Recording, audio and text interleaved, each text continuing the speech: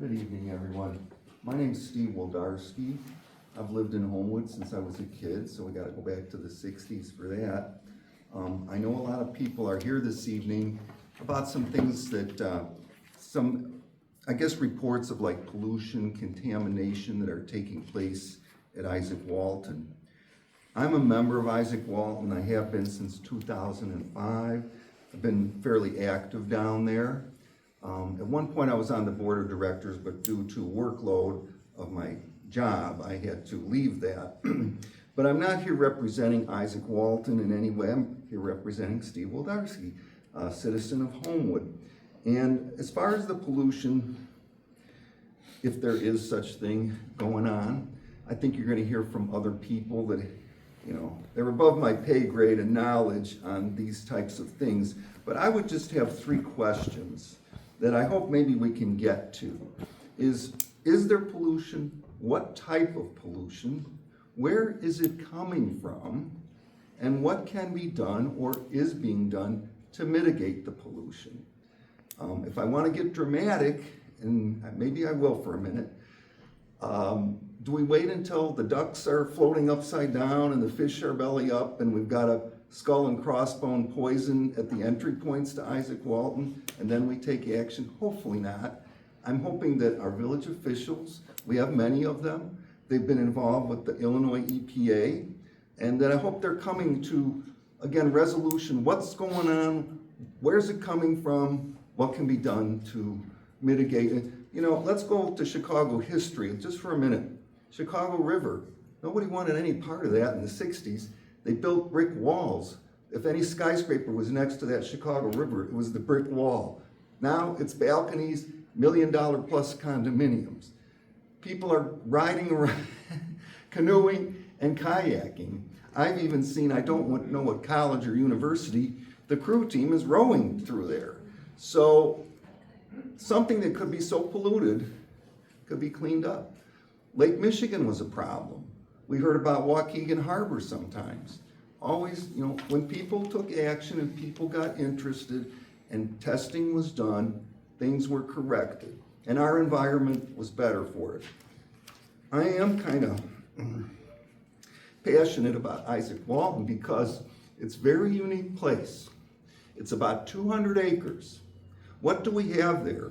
We have a combination of woodlands, wetlands, and prairie lands. And because of that, you have quite a diversity of just bird life. They are coming through migrating. Some stay there all year. Sometimes they're there seasonally. I go down there a lot because I do volunteer my time for different things. You're running out of time. Okay, one last thing. And I see, what I see is people of all ages coming and enjoying, and with their dogs and their families. And that's, I think, what we want the place to be. So thank you very much. Good evening, my name is Rachel Smith. I'm a resident of Homewood and Governor's Park. When I first learned of the pollution in the prairie lakes at Izaak Walton, I was both concerned and infuriated. But I was also a little bit hopeful because I thought, hey, maybe the village will work with us this time. But unfortunately, that doesn't seem to be the case. I thought that after the fight at the Calumet Country Club and the formation of South Suburbs for Green Space and seeing the community's reaction to the formation of South Suburbs for Green Space, that this current administration would understand just how important the community that they serve view our green spaces. I mean, this could have been a complete slam dunk. Could have come out here and said, this is horrendous and you are looking for options and we could work together to clean this up and change it for the better.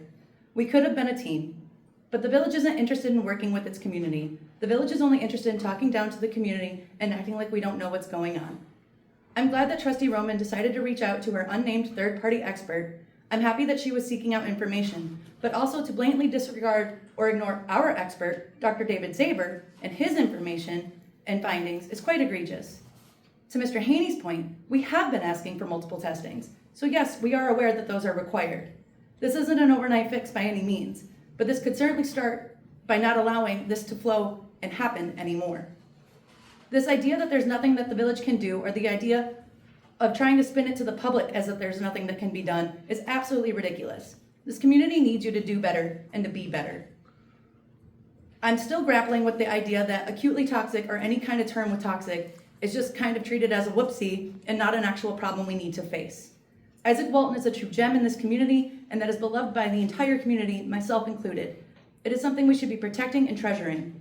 We may understand that the water is toxic, but the wildlife there and the dogs who visit do not. And sorry, Mr. Hofeld, your dogs really aren't too smart to not swim in that lake. You'll forgive me if I don't take polluted water in any capacity lightly. I grew up in Southeast Michigan, and I know people who live in Flint. I'm related to people who live in Flint. Were failed by their government when it came to water. So no, I don't take it lightly. Please be better. Thank you. Hi. I was here 2 weeks ago about the toxic pollution in Izaak Walton. I explained that the Illinois EPA memo clearly states that, quote, fluorine was above the acute and chronic water quality standards. Acute and chronic refer to the toxicity of the chemical. And I left that meeting really concerned that the village manager in his response to me just didn't understand the Illinois EPA memo or know how to read it. Then we got documents back from our FOIA, our Freedom of Information Act, of the Illinois EPA. And I have good news. Mr. Haney, the village manager, is a really smart guy who absolutely knows how to read the EPA memo. That's because on February 11th, a full month before you put out that terrible statement, he wrote an email to the Illinois EPA, subject line, "Before we share this information with the public, ... And I quote, "Todd, before we share any of this recent information with the public, we have some serious questions regarding this fluorine. Any and all searches intimate that this substance is not good. Can someone help us explain to the public what this substance is, what levels are alarming, and what levels are dangerous, especially to fish and wildlife and pets? We want to respond publicly to common messaging that the pond is toxic, but now we have a substance showing up that this local green space group can use to double down on their toxic pond narrative." We do not have a toxic pond narrative. The pond is toxic. That is a fact. All of you need to stop denying that fact and do your jobs. We have the same Illinois EPA memo that caused you concern when you searched the toxic substance, and a copy of the water and sediment sample report you paid for. So you read the memo correctly. You read that report correctly. The pond is toxic. And did you spring into action to start addressing the problem? Did you say thank you to your residents and community members who brought this serious problem to your attention? No, you did nothing for another entire month except solicit community relations advice from the Illinois EPA to downplay the seriousness of the contamination. You knowingly lied in your statement a couple weeks ago that the pond is not toxic. There are so many emails between Village Manager Haney and the IEPA confirming that Izaak Walton is a detention basin and not a forest preserve. What you don't understand is that that distinction does not matter for your obligations and responsibility. You have to clean up the toxic discharge even if it's only stormwater. In fact, because Homewood is not part of the Metropolitan Water Reclamation District, it is mandated by the IEPA to monitor and remediate visible toxic discharge from municipal storm drains, which is exactly the situation in Izaak. Your own Public Works Department already did the dye test. We know where the water is coming from. It's coming from the sump pump well at Homewood Disposal and going 20 feet down a pipe directly into the pond where it is highly visible. You can see it. So I wasn't here talking about this publicly in August. We were engaged in direct conversations with trustees and the village manager about taking action last year to start fixing this. No one blames the trustees or village staff for the presence of the pollution. But we have a paper trail now of you working to confuse the issue instead of taking actions to fix it. There's no reason you can't all be heroes in the situation. You could have fixed this last year or 3 years ago when the first citizen's complaint was filed. You are casting yourselves in the roles of villains for no reason. Just do the right thing. I know y'all look bored, and I'm sorry, but I'm Liz Varmicki. I'm with South Suburbs for Green Space. And here I am again participating in this ridiculous delayed twice-a-month dialogue where the public gets to speak and then have village employees and trustees respond from literally their elevated position with patronizing condescension that the public doesn't get to rebut or respond to for at least 2 weeks. 2 weeks ago, Trustee Roman told the public that she was assured by an anonymous third-party friend expert of hers that the village did what needs to be done here. The village is doing the right thing, our trustee asserted. The village was doing the right thing when it didn't monitor the discharge pipe for 2 decades and filled out monitoring reports to the IEPA that there were no issues with the discharge. Was the village doing the right thing when it didn't proactively test the ponds? Was the village doing the right thing when it denied that it had responsive records regarding testing done at Izaak Walton that it possessed? Was the village doing the right thing when they read the testing and wrote to the Izaak board, what should the village do at this point? Was the village doing the right thing when it sat on a letter from the board of Izaak Walton for 2 weeks because it wasn't in the correct format? Was the village doing the right thing when they found through research that acute levels of fluorine is a not good substance and then told the public that it was only of slight concern? There is a distinction between right and legal, And as the village barely walks the legal line, it is clear to the public that it is not doing the right thing. There is a legal minimum, but there is also the option to do more than the legal minimum. There is no regulation against going beyond the minimum to serve the community better and to protect the environment. 2 weeks ago, I was told that because I chose to run for office, I could no longer be included in the conversation about protecting our nature preserve. This is frustrating and counterintuitive. It shows how closed to the public our government is.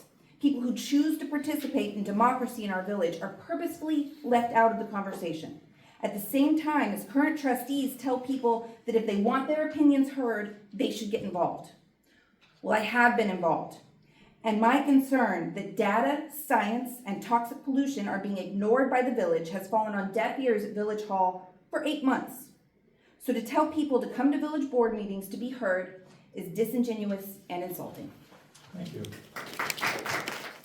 My name is Adam Priest. I'm a Homewood resident, parent, homeowner, and community member.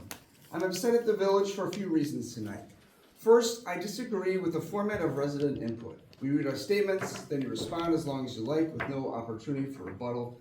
I understand you don't want to be here all night, but a limited response time would lead to deeper discussions and leave residents feeling heard. Currently, we have to stew for 2 weeks to wait for our next 3 minutes. It's not fair. Second, I'm upset that it's taken so long to get more testing at the pond at Izaak Walton. Mr. Haney, you've known about this for 3 years, and you're finally getting to proposing testing and finding a consultant. It's been maddening to wait for so long.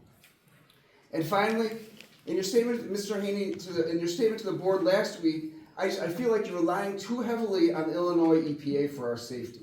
The Illinois EPA, it doesn't tell us what's acceptable for our neighborhood. It doesn't tell us what's acceptable for the gem that we have at Izaak Walton. We are able to test the water and propose mitigation as a village. Thank you. Hello, my name is Hillary Priest. I'm a resident, parent, homeowner, voter, and active community member. It's of great importance to me that the Village of Homewood does what it can in its power to test and remediate the pollution in the North Pond at Izaak Walton. Sensing a theme. All parties involved here have openly admitted that there is fluorine in the water in the North Pond. This isn't up for debate. The village seems to be simultaneously sending the message that one, a single test with questionable interpretation by Bryan Consulting is not enough to conclusively diagnose pollution or absence of pollution, and two, that we can all be reassured that there's absolutely nothing to be worried about. These two things cannot be true at the same time. I cannot agree enough with the first assertion that a single test is insufficient. The Clean Izaak campaign has been calling for more testing since this campaign began in the fall of 2024. Complaints were lodged years before that. It's notable that all the evaluations at any standard show that the fluorine in the North Pond is above the acute and chronic water quality standards. IEPA states that the acute standard for the chemical constituents must not be exceeded at any time except for those waters in which a zone of initial dilution has been approved by the agency. This is something that the village has a responsibility to address. Again, the level of fluorine in the North Pond was determined to be above acute water standards. This information is a whole lot to wade through, and I'm not here claiming to be an expert on water, but it seems to me that there is indisputably an issue in the North Pond that requires further testing and probably action. It might not necessitate panic, but action is clearly needed and overdue. I was pleased to hear that the village will be hiring an outside consultant to conduct further testing. Again, this has always been our biggest ask in the Clean Izaak campaign. If it's true that a single test is not enough to determine that pollution exists, then it is also not enough to assure residents that nothing is wrong. I am not opposed to development. I believe that it's possible for development and environmental stewardship to coexist. Getting a handle on this issue is of utmost importance, especially as the village seeks to develop properties along 175th Street that will also drain into Izaak Walton. We have to be able to attract and keep businesses without ensuring the degradation of our green spaces. Now, I understand that Izaak Walton was created as a detention basin, but I hold a membership to the Izaak Walton Nature Preserve, not the Izaak Walton Detention Basin. My son participated in the Conservation Ecology Internship, and he worked on controlled burns and invasive removal right next to this north pond that is in question. Izaak is where we go to walk our dog, admire wildlife, and wonder at the very small patch of remnant prairie that still exists within the confines of the preserve. And I encourage our local government to value it as much as residents do. Thank you. Thank you for the opportunity to speak tonight. My name is Cara Notarangelo, my pronouns are they, them, and I've been a resident of Homewood since 2020. Like many constituents of the Homewood-Flossmoor area, I'm a little beside myself with how to approach this meeting, but I'll start here. My partner and I chose this area for many reasons. First, coming from the large suburb of Orland Park, we were thrilled to be only 25 minutes away from our parents and part of what was described to us as a friendly village. As an educator, I was thrilled to be able to experience an area with its own district. As an academic, I was eager to meet other highly educated professionals. As an interfaith reverend and person of faith, I was grateful to be living in a village that openly supported people of many diverse faiths. As an environmentalist, I was thrilled to join a walkable village that was based around public transportation. Orland's walkable for like 5 people. As first-time homeowners, we were thrilled to invest in a community with the guidance of a family friend and trusted realtor whose homes and small businesses continue to increase in value despite national trends. We love fiercely supporting the small businesses of Homewood. But now, after learning some of the events from behind the curtain, regarding the carcinogenic pollutants in our area, some of the very things that brought us to Homewood are now deep sources of concern. As a proud organizer for South Suburbs for Green Space, I'm deeply focused on the village's blatant and systemic disregard for our increasing concerns and continual efforts pertaining to our shared green spaces. As a licensed educator, I'm concerned for the mistreatment of queer students at Willow School and beyond. As an academic, I'm infuriated with the mistreatment of professional experience volunteered by Dr. Dave Zaper regarding the would-be slam dunk of rehabbing Izaak Walton. As an interfaith reverend and person of faith, I'm heartbroken in anticipation for the backlash of simply speaking out, especially still holding that our group was threatened during a hot mic outburst 4 years ago, and that this has still seen little to no resolution, specifically regarding the relationship between the parties involved. As an environmental activist, I'm infuriated that my toddler's favorite preserve is willingly infatuated with carcinogens, and that this in no way concerns any one member of the village board. Please correct me if I'm wrong here.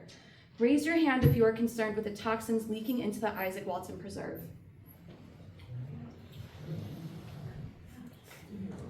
As a homeowner and parent, I'm distraught that this is the governmental setting my partner and I decided to raise our family in. Do not misunderstand my sentiment. These concerns come from a deep love for the village of Homewood and the community of Homewood-Flossmoor. I seek merely to remind you that the many, many attempts to paint our efforts, and by that I am specifically referring to the efforts of South Suburb for Green Space and its supporters, as something it is not. And this does not in fact change our mission, our efforts, or our goal to keep our green spaces safe and healthy. We are continually categorized however it's wanted by alternative parties. Regardless, we will continue doing the work as we have for more than 4 years. It's not radical nor unreasonable to expect basic accountability, transparency, and support from our elected and appointed officials. This is, in fact, from my understanding, quite a common ground among us. I know that despite it all, we are stronger together, and I believe that with every fiber of my being. So I implore you, Mayor Hofield, I implore you, trustees, and all who listen from the other side, work with us, grow with us for the betterment of all, and for the future of Homewood. At a time of deep national divide, I'm privileged to speak among you tonight, and I'm also derogatorily hopeful that there is still time for us to work together. Thank you. Okay, that concludes our public segment of the meeting. Mr. Haney? Yes, and just want to apologize. Oh, you got one more? I just have one more. No, ma'am, I'm sorry. That's myself. Sorry. Our attorney has told us it's 30 minutes for public comments. Yep. Is there anyone else? Okay, come on. I just have a question.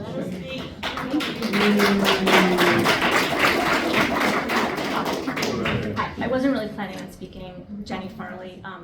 I just have some questions about the bioaccumulation of fluorethane, because I know as a polyaromatic hydrocarbon, it can bioaccumulate. And has anyone brought up the question of fishing and whether or not that is appropriate for the ponds during this time when we don't know? Mr. Haney will be addressing this when the public comments. Okay. Okay, thank you. That was way over my head, personally. So I just want to say, and again, I wanted to apologize. It seems to be the sentiment that there has to be one side against the other. I don't see it that way. I don't see it that way. So I just want to apologize. It's not top down. It's not speaking from an elevated position. Regular guy, ex-Marine, regular people, right? So it doesn't have to be you against us or you against me. That's not where it is. That's, I've served the village of Homewood. Just want to put it out there. So the village has successfully issued an RFQ, request for qualifications. Some people may say, well, why now? Well, as a municipal manager, as a professional manager, I have to report to my board. So the only people that I can really rely on is not, and I respect Dr. Zaper, never met him, but I know you guys, somebody respects him a lot. The only person or entity that we can rely on is the IEPA. So that's who we ran to. IEPA, help us, help us, help us, help us. The IEPA gave us some advice as far as how to proceed. We reached out to CMAP. We found a professional there that helped us develop this request for qualifications. We have it on the screen right there. This request for qualification actually closes on Friday. So again, our goal from the beginning was not just to test the North Pond. Izaak Walton has been in place for a very, very, very long time. Our goal was to test the entire pond so that no one could come back later and say, hey, that has issues. This part of the pond has issues. No, we're going to do a comprehensive evaluation of the entire pond. We love the pond too. I like the pond too. So the goal is to do a comprehensive evaluation of the entire pond. Again, this RFQ closes on Friday. We've reached out to some of the heavyweights in the business. So I believe we have roughly three heavyweights that can get this done. And we plan to find out the good, the bad, and the ugly. We're not afraid. And as far as transparency goes, we're a public agency. We can be FOIA'd. There's nothing to hide. That's why we went to IEPA, and you can see all of our emails. I've never hid anything from anyone. And our board, this one, and I've served a lot of boards, this is the most honest, upright board that I've ever worked with. And I get, maybe some perceptions or whatever, but this is a good group of people. And so they have commissioned me and allowed me to put this together. So we're gonna go out and find a vendor. And lastly, we've been working closely, weekly meetings in some cases with the Izaak Walton Preserve Executive Board. They have been with us from the beginning, from the very beginning. They have been working with us. And so we in partnership will undertake this study. Izaak Walton has pledged $7,500, up to $7,500 for this study. And we budgeted a nice sum of money to get this study done. So we're not trying to skimp, we're not trying to hide. Public process, everything is on the website. And lastly, all of our staff over here, look, we're here every day. If you need us to come and meet with you, we'll come and meet with you. If you want to meet with us, you can meet with us. We don't have that. We don't have these, whatever the perceptions are. So that'll come due this Friday, and we'll move forward. And we invite everyone to follow us publicly on our website. We'll share information. Izaak Walton executive team will be right with us in selecting a consultant. So we're moving. Thank you, Mr. Haney. General board discussion. Trustee Smith. I just want to thank everyone for being here tonight, and I understand that the pace of the testing and action has a lot of people frustrated, but we are all looking forward to getting the answers that you seek. Trustee Harris. I would also like to thank everyone for coming out, voicing your opinions. We are listening, whether you know it or not. We do hear you, and we are working to the best of our ability to get things done. Trustee Harris. Well said. I have nothing to add to that. Trustee Mason. I echo the comments, and I appreciate everybody coming out. This is a very passionate topic. I'm always asking questions so that I can better understand what's going on, but I definitely support a clean Izaak Walton, and we're working hard to try and get it done. Trustee Roman.